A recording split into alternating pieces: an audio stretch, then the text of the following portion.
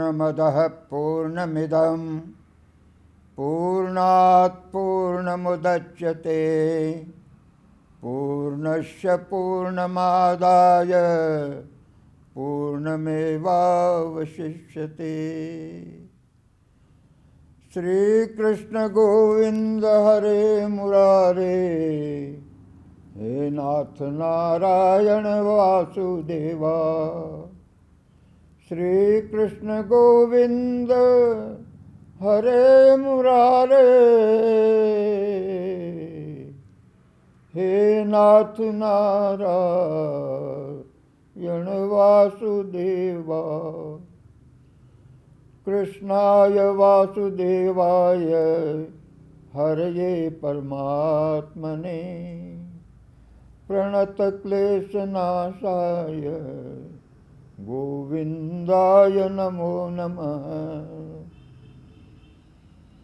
कृष्णाय वासुदेवाय हरये परमात्मने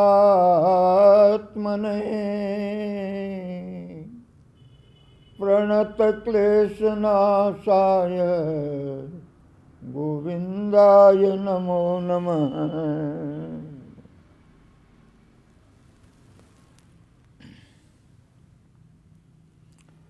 आज हम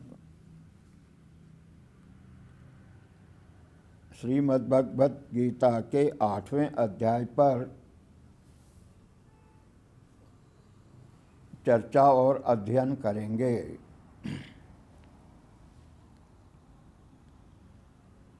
अथाष्टमोऽध्यायः। अर्जुन उवाच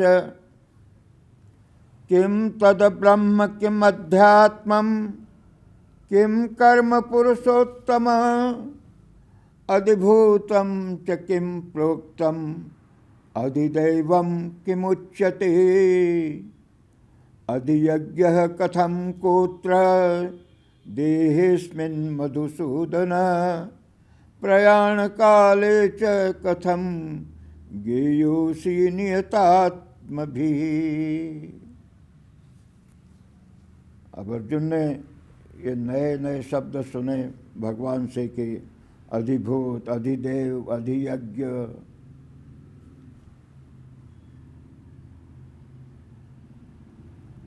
तो उसने स्वाभाविक ही है कि वो पूछेगा भगवान से कि ये सब आपने नए नए शब्द बताए हैं, इनका क्या अर्थ है। और फिर आपने कहा कि मृत्यु के समय अंतकाल में मुझे याद कर सकते हैं, इस तरह से जानते हुए तो मुझे समझाइए कि आपके भक्त लोग अंतकाल में आपको किस तरह से याद कर सकेंगे।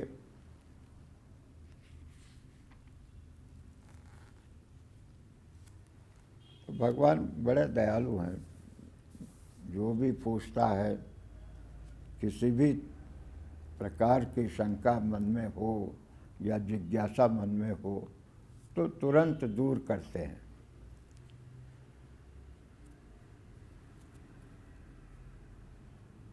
तो श्री भगवान उवाच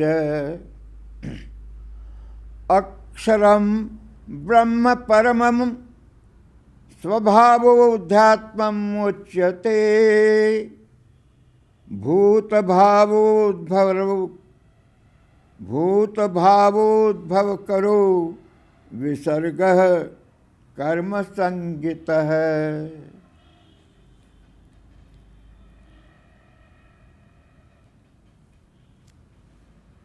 भगवान कहते हैं कि ब्रह्म ही अक्षर परम अक्षर है।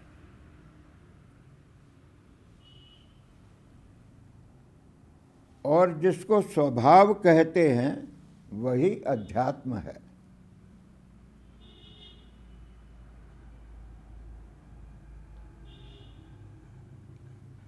अक्षर यानी जिसका कभी नाश नहीं होता, वही ब्रह्म है। उसका ही दूसरा नाम समझो ब्रह्म है। और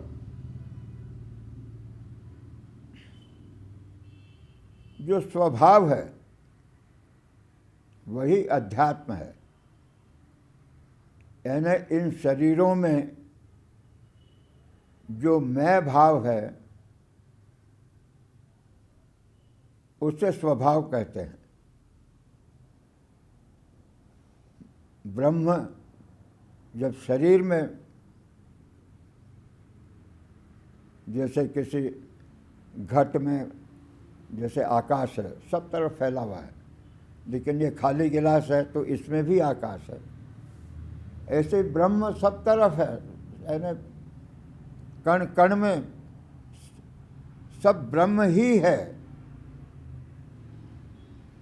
तो खाली गिलास है तो इसमें, इसके भीतर भी ब्रह्म है।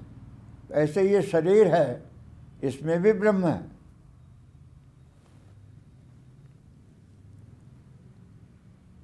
तो उसी को स्वभाव और अध्यात्म कहते हैं। जीव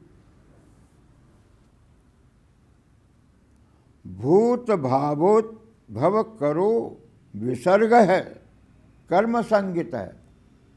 और ये जो सारी सृष्टि है वही ईश्वर का कर्म है। जो जिस ब्रह्म में, ब्रह्म तो निराकार है, निर्गुण है, लेकिन उसमें एक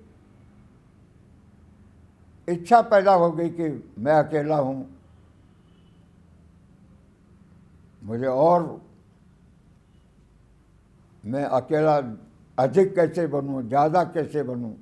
एको हम बहुत श्याम, मैं अकेला हूँ, अकेला उगता गया हूँ, अकेला, कोई बात करने वाला भी नहीं है, तो मैं बहुत बनूं संख्या में। ऐसी उसके मन में जैसे ही इच्छा हुई कि सारी सृष्टि उत्पन्न हो गई। हमारे लोग सिंगुलैरिटी के पीछे घूमते हैं कि हमारे पश्चिमी वैज्ञानिक कि सिंगुलैरिटी, तो भगवान ने तो हजारों साल पहले उन्होंने बताई कि सिंगुलैरिटी वो ब्रह्म है, सिंगुलैरिटी। और उससे भी आगे सिंगुलैरिटी के पहले क्या था, कोई पूछे तो बस सिंगुलैरिटी कितने दिन तक रही। तो 8वें अध्याय में तो भगवान ने चमत्कार ही कर दिया है। वो कार्ल सागन वगैरह जैसे वैज्ञानिक कहते हैं कि ये बात जो लिखी है 8वें अध्याय में वो बहुत सही है, हम नहीं समझ सकते। कार्ल सागन बहुत बड़े एस्ट्रोनॉमर, खगोलविद, कॉस्मोलॉजिस्ट है, हो गए हैं, बड़ी उनकी पॉपुलर किताबें हैं, पढ़ने लायक है। तो 8वें अध्याय की उन्होंने कहा कि हिंदुओं ने उस समय ही ये बात लिख दी जो आज हम बड़ी बड़ी दूरबीनों के कारण से, रेडियो टेलीस्कोप से और इससे जान रहे हैं। तो अक्षरम ब्रह्म परमम स्वभावोध्यात्मम उच्यते भूत भावोद्भव करो विभसर्ग कर्म संगित है। तो ये ब्रह्म का ये कर्म, ये सारी सृष्टि उसका कर्म है। और उसमें जो वो थोड़ी सी इच्छा उत्पन्न हुई वही उसका कर्म है। उसी से ये उस कर्म के लिए विस्तार, आज की भाषा में कहे तो 14 अरब वर्षों से, और शास्त्रों की भाषा में कहे तो पता नहीं ऐसे 14 अरब वर्ष कितने निकल गए, कितनी बार ये सृष्टि आई और कितनी बार प्रलय हो गया, और फिर आई और फिर प्रलय हो गया।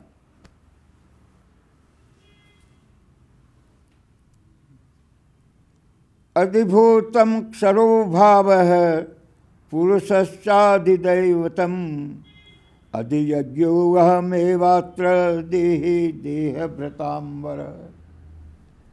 हे देहधारियों में श्रेष्ठ अर्जुन, अब अर्जुन को देहधारियों में श्रेष्ठ अब समझ गए कि ये मेरा भक्त है, मेरी बातें समझ रहा है,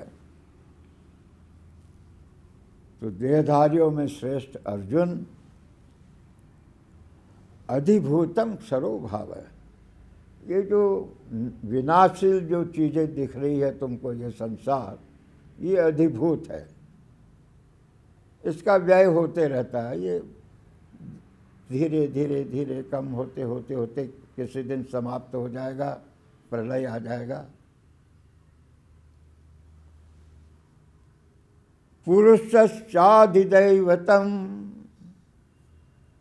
और जो विराट पुरुष है जिससे ये सृष्टि उत्पन्न हुई है, वही अधिदैवत है। सब वस्तु पदार्थों में जो देवता को, जिसको तुम देवता कहते हो, इस सागर में देवता है, इस पहाड़ में देवता है, इस वन का देवता है, इस वृक्ष का देवता है, ये जो सब हैं, ये वो भी उसी विराट पुरुष के रूप हैं। अधियज्ञो अहमेवात्र देहे देह भृतांबर है। और इस सारी देह में, हर एक की देह में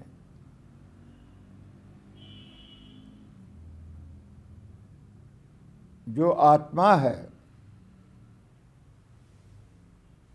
और सारे यज्ञों में जो यज्ञों का देवता है, वो सब मैं ही हूँ। एक ईश्वर, एक परमेश्वर, वही सब कुछ है। लोग भ्रमित बुद्धि के कारण से अधिदेव, अधियज्ञ, अधिभूत, ये सब कहते हैं। एक ब्रह्म, एक परमेश्वर, वही सब जगह व्याप्त है। उसको लोग कई नामों से पुकारते हैं, कोई अधिदेव, कोई अधियज्ञ, कोई और कोई नाम, लेकिन है वो एक अकेला ही, और वो मैं ही हूँ। अब स्वयं ईश्वर बोल रहे हैं, स्वयं भगवान बोल रहे हैं कि मैं ही सब जगह व्याप्त हूँ, मैं ही, ये जो सब कुछ है मैं ही हूँ। अंतकाले च मामेव स्मरन् मुक्त्वा कलेवरम यह प्रयाति समदभावम याति नास्त्यत्र संशयः। अंतकाल में जो मुझे याद करते हुए अपना शरीर छोड़ता है, वह मुझे ही प्राप्त हो जाता है।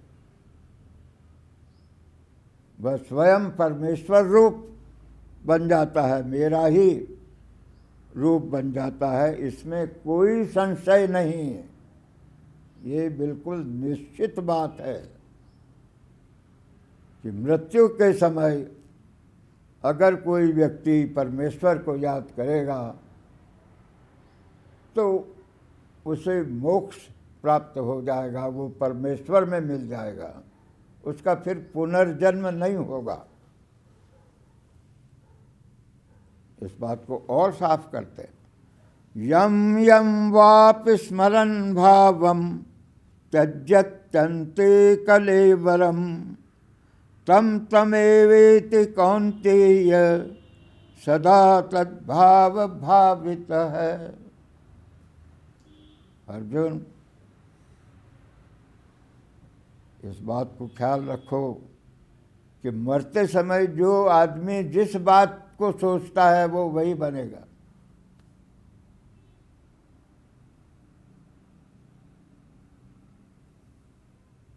मरते समय आपके हृदय में, मन में जो ख्याल आएगा, आप मृत्यु के बाद वही बनोगे।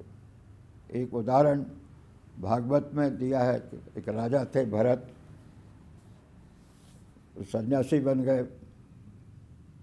पहले भरतवंश के राजाओं में ये था कि 50-55 साल जब बेटों के बेटे हो गए तो वन में चले जाते थे, वानप्रस्थ संन्यास ले लेते थे। तो भरत लेकिन उनको एक हिरण के बच्चे से प्यार हो गया। एक हिरण के पीछे शेर भाग रहा था, तो वो हिरण ने छलांग लगाई एक नाले के ऊपर, उसी में उसको एक छोटा सा बच्चा पैदा हो गया। तो ये मुनि देख रहे थे, उनको दया आई, उस बच्चे को ले आए, पाल पोस रहे थे। और मरते समय उनको उस बच्चे का ख्याल रहा कि ये बच्चा क्या होगा इसका। तो कहते हैं कि उनका पुनर्जन्म हुआ तो हिरण के रूप में हुआ, थोड़े दिन हिरण रहे वो, बाद में फिर उनको मोक्ष मिला। लेकिन तो भगवान यही बात बता रहे हैं, आपके मन में मरते टाइम जो भाव आएगा, पुनर्जन्म आपका वैसा ही होगा।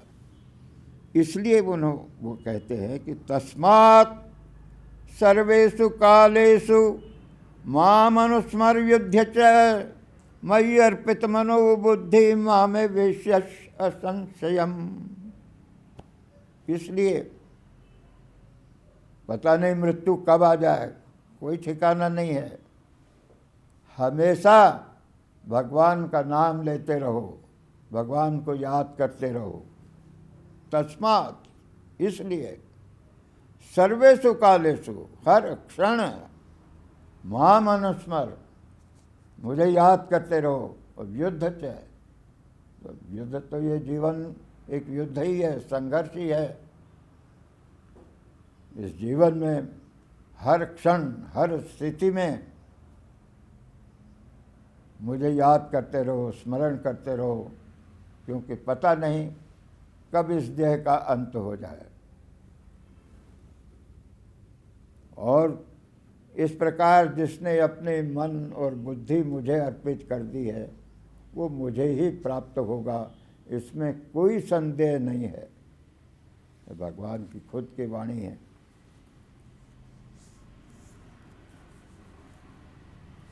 अब कहते कि ऐसा कैसे संभव हो कि हमेशा याद करते रहे आपको, ये तो बड़ा मुश्किल काम है। बोलते नहीं, मुश्किल नहीं है, मैं उसका भी तरीका बताता हूँ, कितने दयालु है भगवान। अभ्यास योग युक्तेन चेतसा नान्यगामिना परमं पुरुषं दिव्यं याति पार्थानुचिन्तयन्। अभ्यास करो, जैसा पहले ध्यान योग में भी बताया उन्होंने कि अभ्यास करो। अभ्यास और वैराग्य, सांसारिक उपभोगों का मोह नहीं, सांसारिक वस्तुओं का मोह छोड़ देना, ये वैराग्य है। जितना सादगी से रह सको, जितना कम में अपना काम चला सको, वो वैराग्य है। चीज़ों में आसक्त मत रहो और अभ्यास करो। करत करत अभ्यास के जड़मति हो तो सुजान। अभ्यास करते करते मूर्ख से मूर्ख आदमी भी बुद्धिमान बन जाता है। तो अभ्यास करो रोज भगवान का नाम लेने का, समय निकाल करके, तो फिर आदत पड़ जाएगी। हमेशा भगवान का नाम आपके मन में चलता रहेगा, हर सांस के साथ राम राम मन में चलता रहेगा। आप ऊपर से कुछ भी करते रहें तो मन में आपके भगवान का नाम चलता रहेगा।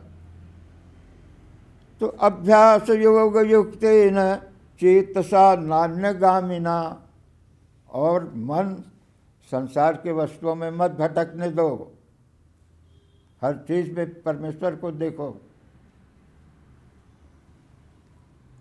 परमं पुरुषं दिव्यम याति पार्थानुचिन्तयन्। तो फिर तुम उस परम पुरुष परमेश्वर को प्राप्त हो जाओगे। और फिर बड़े सुंदर श्लोक हैं, हर एक को याद कर सकते तो याद करना चाहिए। कविं पुराणम अनुशासितारम मनोरणीयान अनुस्मरेत्यः मनोरणीयान समनुस्मरेत्यः सर्वस्य धातारमचिन्त्य रूपम आदित्यवर्णम तमसः परस्तात्। परमेश्वर का रूप बताया है, कितना सुंदर। कविम, वो कवि है, उसको त्रिकालदर्शी है। और कवि का एक अर्थ इसने ये सुंदर संसार की, ये सुंदर महाकाव्य, ये सृष्टि एक विशाल महाकाव्य सुंदर रचना है, उसकी उसने रचना की है। कविम पुराणम, जो सबका आदि है, सबसे पहले जब ये संसार भी नहीं रहेगा तब भी जो रहने वाला है, और ये संसार नहीं था उसके पहले भी जो था। कविम पुराणम अनुशासितारम, जो सबके जीवन को नियंत्रित कर रहा है, कंट्रोलर। सूर्य है तो अपने जो उसके लिए मार्ग निर्धारित है उससे चलेगा, चांद है तो जो उसके लिए मार्ग निर्धारित है उस पर चलेगा। हर चीज़ के लिए उसने व्यवस्था बना रखी है। हर प्राणी के लिए नियम बना रखे हैं। इन नियमों के अनुसार चलोगे तो बीमार नहीं पड़ोगे, दुख नहीं पाओगे। कविम पुराणम अनुशासितारम अणोर अणियांसम अनुस्मृति है। वो अणुओं से भी अणु है, छोटा है।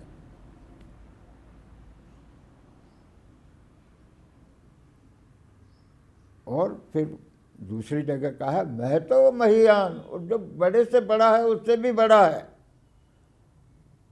छोटे से छोटा भी, सूक्ष्म से सूक्ष्म भी वो परमेश्वर है। अणु परमाणुओं से भी सूक्ष्म। ऐसे उस परमेश्वर को जो याद करता है, सर्वस्य धातारम अचिंत्य रूपम, सबका पालन पोषण करने वाला है, दयालु है, पर निराकार है। अचिंत्य रूपम, कोई उसके बारे में सोच नहीं सकता कि कैसा है, किस आकार का है।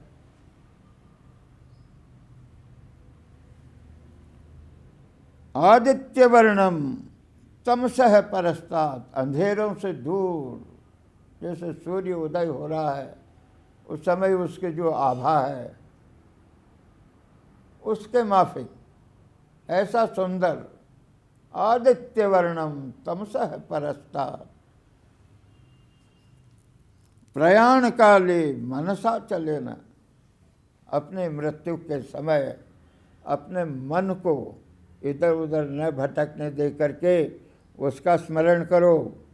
कविम पुराणम अनुशासितारम भक्त्या युक्तो योग बले न चेव, चाहे भक्ति से चाहे योग के बल से। भ्रुवोर मध्य प्राणमावेश्य सम्यक शतम परम पुरुषमुपैति दिव्यम, अपने भवों के बीच में अपने प्राणों को ले आओ, अपने हृदय में भगवान का नाम याद करते रहो, लेते रहो, तो उस परम पुरुष को आप प्राप्त हो जाओगे, वहाँ पहुँच जाओगे।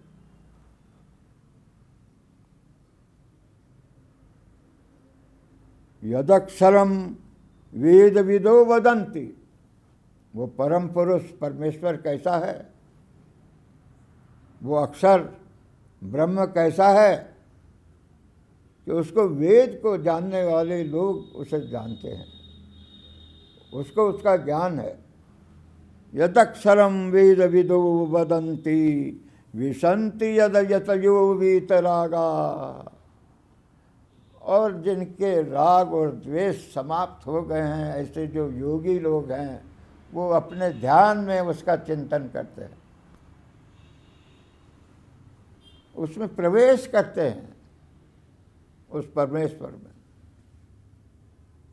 God in whom we live, move and have our being, ये बाइबल के शब्द, ये यहाँ पहले से, हजारों साल पहले से लिखे हुए।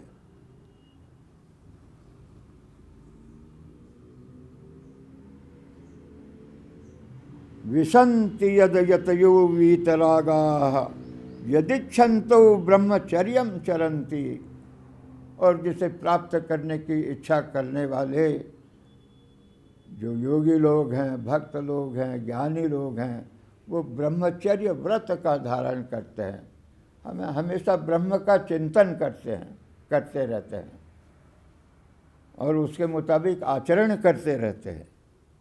तत्ते पदम संग्रहेण ब्रवीमि, मैं उस पद को जिसको याद करने से तुम्हें मुक्ति मिल जाएगी, तुम परमेश्वर के पास पहुंच जाओगे, वो क्या है ये बताता हूँ। भगवान इतने दयालु हो गए हैं। सर्वद्वाराणि संयम्य मनोहृदि निरुध्य च मूर्धन्याध्यात्मनः प्राणम आस्थितो योग धारणा।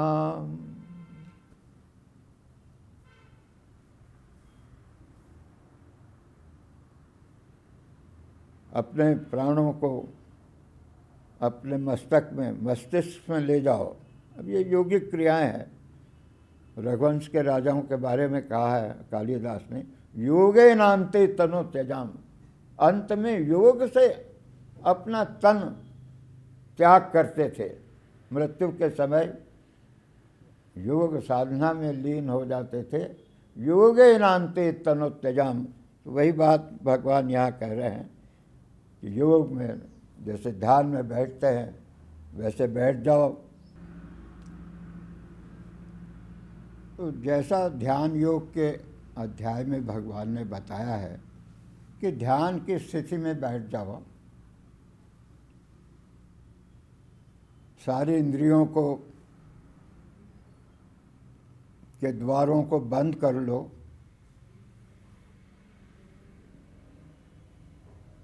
मन को भगवान में लगाओ,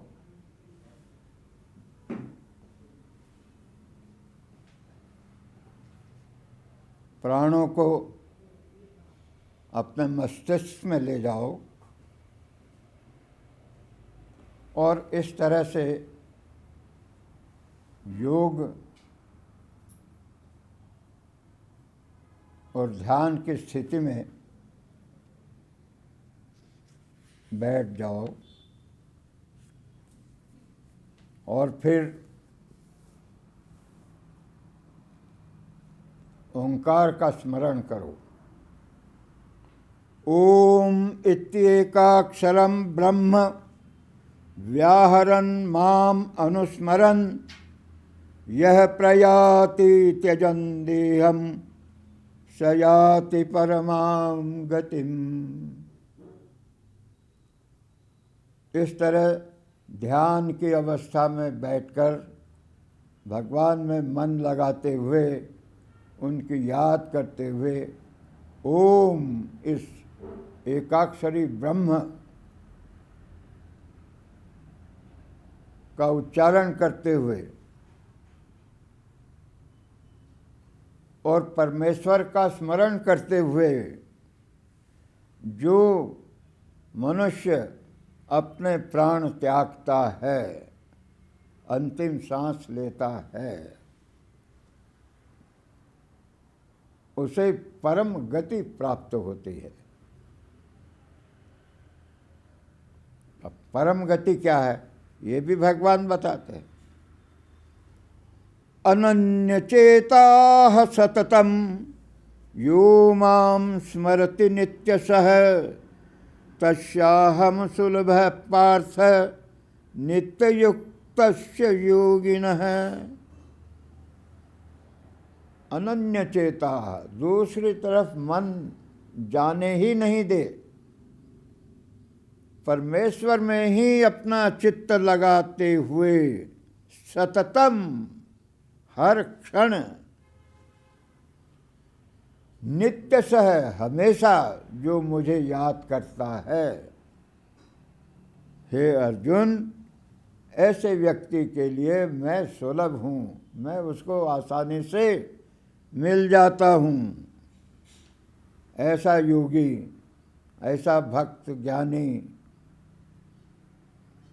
जिसका कि मन सदैव मुझ में लगा रहता है, जो मेरे ही ध्यान में डूबा रहता है,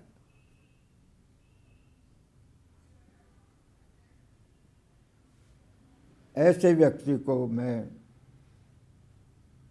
बहुत आसानी से प्राप्त हो जाता हूँ। मामुपेत्य पुनर्जन्म दुःखालयम् अशाश्वतम् नाप्नुवन्ति महात्मानः संसिद्धिं परमां गताः। और मुझे प्राप्त होने के बाद फिर से ये दुखों से भरा हुआ और अशाश्वत अनित्य जन्म जो व्यक्ति को लेना पड़ता है, पुनर्जन्म होता है, वह नहीं होता। ऐसा महात्मा जो मुझे याद करते हुए अपने प्राण त्यागता है,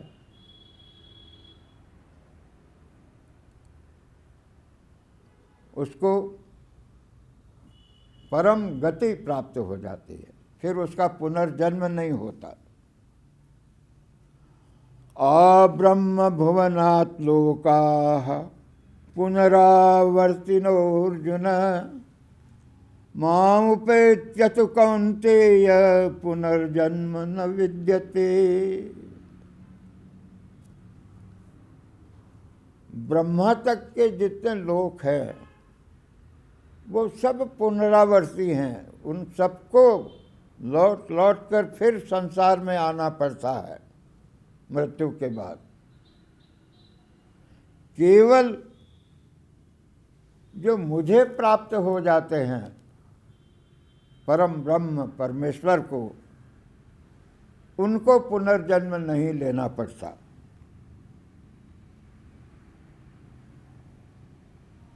सहस्र युग पर्यंतम अहर्यद ब्रह्मणो विदुः रात्रिम युग सहस्रांताम तेहु रात्र विदो जना। बहुत ब्रह्मा का जो एक दिन है वो मनुष्यों के 1000 युगों के जितने होते हैं। ब्रह्मा का एक दिन, और उतनी ही 1000 युगों की रात्रि होती है। इस बात को जो लोग समझते हैं उनको कहना चाहिए कि वो रात और दिन यानी समय की गति क्या है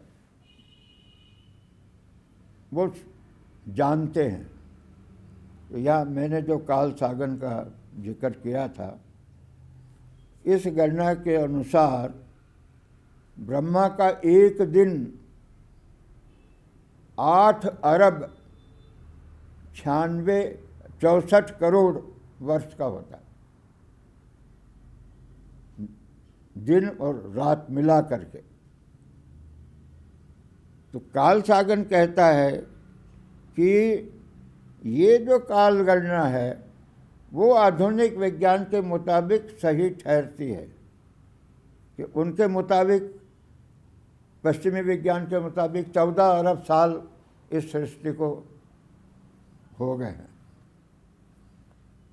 ये कहते हैं कि ब्रह्मा का एक दिन ही 8 अरब 64 करोड़ साल का वक्त। और ब्रह्मा की पूरी आयु 100 साल की है और एक वर्ष में 365 दिन होते हैं। तो अब आप 8 अरब 64 करोड़ को 365 इंटू 1000 अगर लगाएं तो आदमी का दिमाग चक्कर जाएगा, इतनी बड़ी संख्या निकलेगी।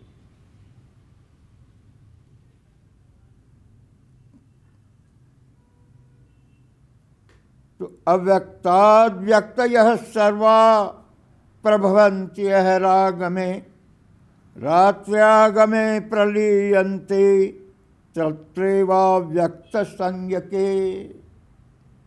अब ये वो भगवान कहते हैं कि ये सृष्टि अव्यक्त से जब ब्रह्मा का दिन शुरू होता है तब प्रकट होती है।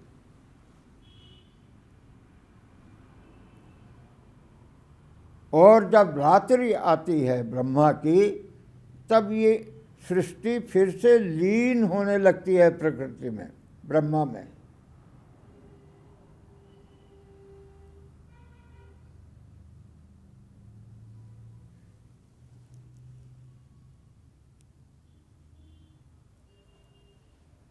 और खाली एक बार ही नहीं कि एक बार हो गए।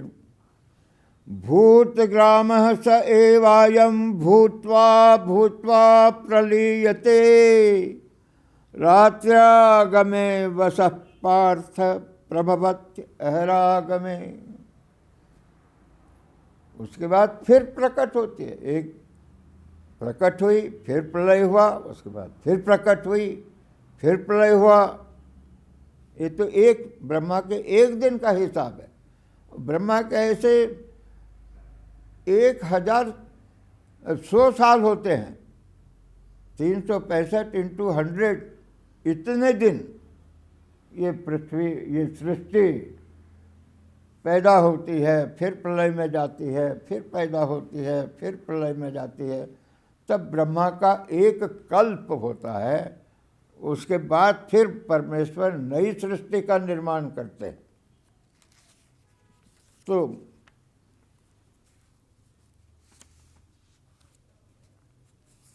परः तस्मात् भावोऽन्यो व्यक्तो व्यक्तात् सनातनः यः स सर्वेषु भूतेषु नश्यत्सु न विनश्यति। तो ये तो एक अव्यक्त से व्यक्त होने की बात कहते हैं। भगवान कहते हैं कि इस अव्यक्त से भी परे एक और अव्यक्त है, वो मैं हूँ।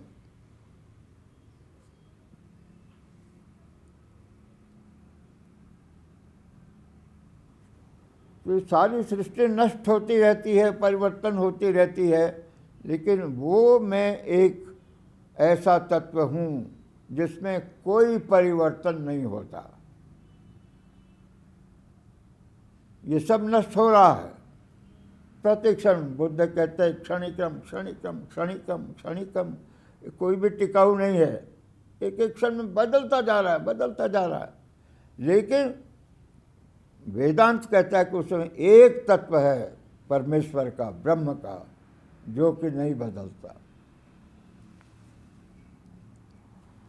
अव्यक्तोक्षर इत्युक्तः तमाहु परमां गतिं यं प्राप्य न निवर्तन्ते तद्धाम परमं मम। तो मेरा धाम वो है, वो अव्यक्त जो कभी मिटता नहीं, जिसमें कोई परिवर्तन नहीं होता, जिसका कभी विनाश नहीं होता।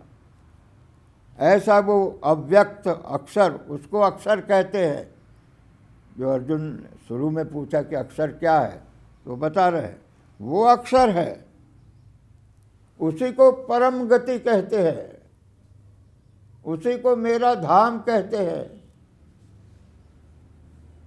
जहाँ पहुँचने के बाद फिर पुनरावर्तन नहीं होता, फिर पुनर्जन्म नहीं होता। जो मनुष्य, जो व्यक्ति अंत समय मेरा नाम लेता है, मुझे स्मरण करता है, वो मेरे पास उस धाम पर पहुंचता है, वहाँ से फिर लौट कर नहीं आना पड़ता। और नहीं तो ब्रह्मा के हर दिन के साथ आना जाना, उसका पुनर्जन्म लगा ही रहता है। पुरुषः स परः पार्थ भक्त्या लभ्यस्त्वनन्यया यशान्तस्थानि भूतानि येन सर्वमिदं ततम्। वो परम पुरुष है, परमेश्वर, अक्षर ब्रह्म। उसको केवल भक्ति से प्राप्त कर सकते हैं, अनन्य भक्ति से। जो रात दिन उसका नाम लेता है, उसकी सेवा करता है, उसी के लिए कार्य करता है, उसी के लिए जीता है, ऐसा व्यक्ति, अनन्य भक्ति वाला पुरुष व्यक्ति, वही उसे प्राप्त कर सकता है। वो इतना अनंत है कि ये सारी सृष्टियां उसके भीतर समाई हुई है। वो इस अनंत सृष्टि के कण कण में व्याप्त है। ऐसा उस परमेश्वर का परम पद है।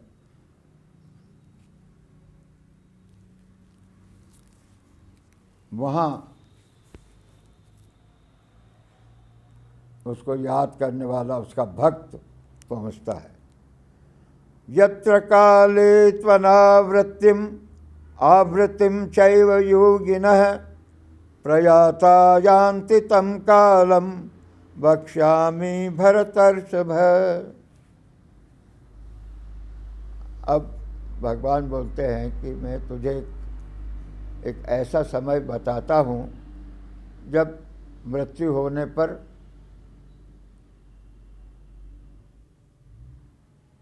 परम धाम मनुष्य पहुँच सकता है। ये बड़ी सांकेतिक भाषा भगवान ने बताई है, उपनिषदों में आई है, उसका सार दिया है। ये छांदोग्य उपनिषद में भी है, बृहदारण्यक उपनिषद में भी है। तो ये बड़ी सांकेतिक भाषा है। अग्नि ज्योतिरः शुक्लः षण्मासा उत्तरायणम तत्र प्रयाता गच्छन्ति ब्रह्म ब्रह्म विदो जनाः। ब्रह्म को जानने वाले लोग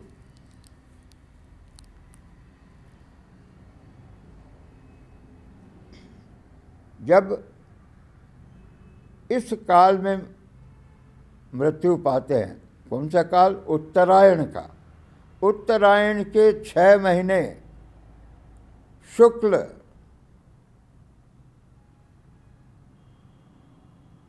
और अग्नि और ज्योति और दिन का समय और शुक्ल पक्ष, ऐसे उत्तरायण के 6 महीनों में जिस व्यक्ति की मृत्यु होती है, वह जिस ब्रह्मविद, ब्रह्म के ज्ञानी व्यक्ति की मृत्यु होती है, वह उस स्थान को प्राप्त करता है। धूमो रात्रिस्तथा कृष्णः षण्मासा दक्षिणायनम तत्र चांद्रमसम ज्योतिर्योगी प्राप्य निवर्तते। और दक्षिणायन का जो समय है 6 महीने का, कृष्ण, उसमें अंधेरा रहता है, रात्रि रहती है, धुआं रहता है। ऐसे समय में जिस व्यक्ति की मृत्यु होती है, वो चंद्रलोक तक जाता है और फिर वहाँ से उसे वापस पुनर्जन्म के लिए लौटना पड़ता है। शुक्ल कृष्णे गति एते जगतः शाश्वते मते एकया यातनावृत्तिम अन्यया वर्तते पुनः। ये दो मार्ग हैं, उपनिषदों में बताया है, वो भगवान भी उसको दोहरा रहे हैं कि एक शुक्ल कृष्ण का मार्ग है। शुक्ल और कृष्ण ये दो मार्ग हैं, अंधेरे और उजेले, उत्तरायण और दक्षिणायन। इन दोनों मार्गों से जो लोग जाते हैं तो शुक्ल पक्ष वाले तो मोक्ष प्राप्त कर लेते हैं और कृष्ण पक्ष वाले उनको फिर से लौट कर आना पड़ता है। ये सांकेतिक भाषा है। नैते श्रुति पार्थ जानन योगी मुह्यति कश्चन तस्मात् सर्वेषु कालेषु योग युक्तो भवार्जुन। पर अर्जुन को कहते तुम्हें कोई चीज फिक्र करने की जरूरत नहीं है, तुम तो योगी हो। योगी जो है वो किसी भी काल में उसकी मृत्यु होगी, वो हमेशा भगवान को याद करता रहता है, भगवान का काम करता रहता है, तो वह तो परम पद मोक्ष को प्राप्त होगा ही। योगी को इस बात की चिंता नहीं करने की जरूरत है कि मैं कृष्ण पक्ष में कृष्ण मार्ग से जाऊं या शुक्ल मार्ग से जाऊं, उत्तरायण में मरूं या दक्षिणायन में मरूं। भीष्म पितामह के बारे में प्रसिद्ध है कि वो रुके रहे सरसैया पर कि जब तक उत्तरायण नहीं आता है मैं प्राण नहीं त्यागूंगा। उनको इच्छा मृत्यु की शक्ति थी, ऐसी कथा है। अब लोग कहते हैं कि ये सांकेतिक भाषा है। विद्वान लोग कहते हैं कि इसका सिर्फ यही अर्थ है कि जो ज्ञानी लोग हैं, भक्त लोग हैं, योगी हैं, वो परमेश्वर के परम पद को प्राप्त कर लेंगे, और जो केवल कर्म कांड में, छोटे मोटे देवताओं की उपासना में, अपने नित्य प्रति के कर्मों में लगे हैं, स्वार्थ के कर्मों में, उनको बार बार आकर के पुनर्जन्म लेना पड़ेगा। कुछ विद्वानों का ये भी मत है कि किसी काल में आर्य लोग एटलांटिक, आर्कटिक क्षेत्रों में रहते थे, बर्फ़ के, जहाँ 6 महीने रात होती है और 6 महीने दिन होता है। नॉर्वे और उसके आस ऊपर के जो क्षेत्र है, तो कुछ विद्वान ये भी कहते हैं कि भाई वो आर्यों को उस समय की स्मृति दिमाग में थी कि रात में मरने में, दिन में मरना शुभ होता है, मोक्ष मिल जाएगा, रात में मरेंगे, 6 महीने की रात है तो कोई अंत्येष्टि क्रिया करने वाला भी नहीं मिलेगा। ऐसा उनका शायद उस समय की वो स्मृति हो। वो अब यहाँ भारतवर्ष में आकर के उन्होंने वेद लिखे तो उसमें वो याद उनकी जो कलेक्टिव मेमोरी उसमें वो थी, तो वो उन्होंने ये 6 महीने का दक्षिणायन और 6 महीने का उत्तरायण की बात लिखी है। जो भी हो, पर अर्थ आज के लिए हमारा अर्थ ये है, आज के संदर्भ में, कि जो ज्ञानी और भक्त है वो परम मोक्ष प्राप्त कर लेगा और उसे होगा। और जो कर्म कांड में ही छोटे मोटे देवताओं की पूजा पाठ यज्ञ इसमें लगा हुआ है, सकाम कर्म करने वाला, जो केवल अपने स्वार्थ और अपने आसपास के स्वार्थ में ही लगा हुआ है, उसे बार बार आकर के जन्म लेना पड़ेगा। अब फिर भगवान आखिर में फिर अर्जुन को यही बात समझाते हैं कि ये सबसे बड़ी चीज़ जीवन में, जीवन का सबसे बड़ा ध्येय लक्ष्य होना चाहिए योगी बनना। मनुष्य का सर्वश्रेष्ठ लक्ष्य, जीवन का उद्देश्य है योगी बनो, योगी के मुताबिक काम करो, जीवन यापन करो, अपनी दिनचर्या रखो, छोटे मोटे स्वार्थ के कामों में मत उलझो, हमेशा ईश्वर का ध्यान रखते हुए दूसरों के हित की बात सोचो।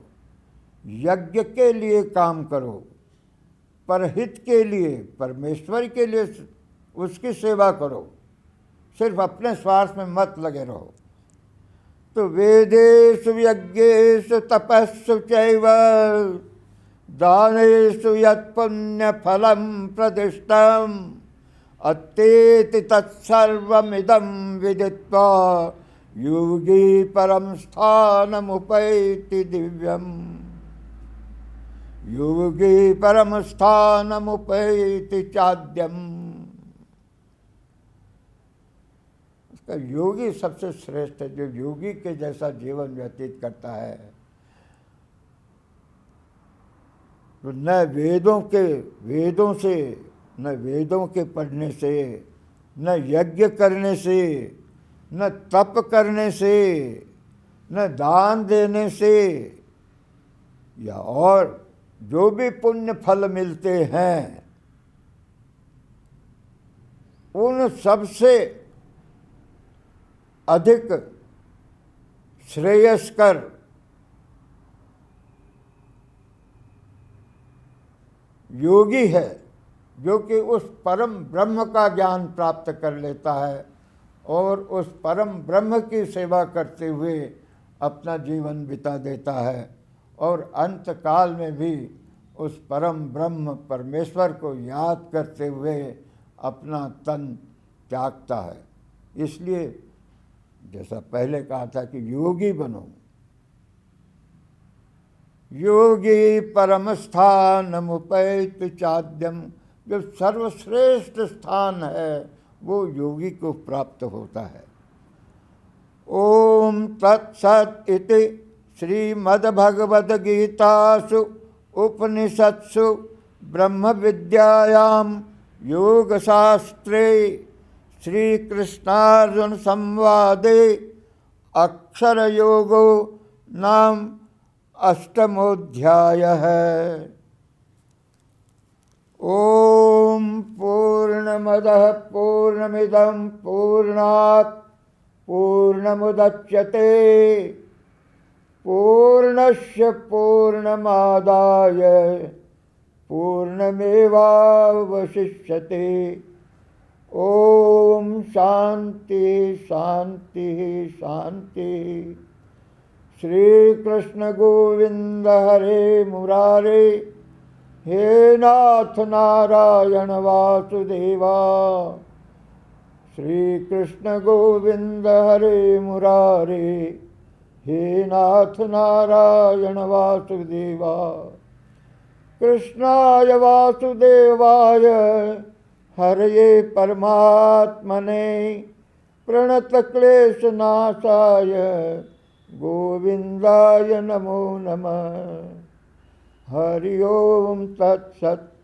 हरि ओम तत्सत्। हरि ओम तत्सत्।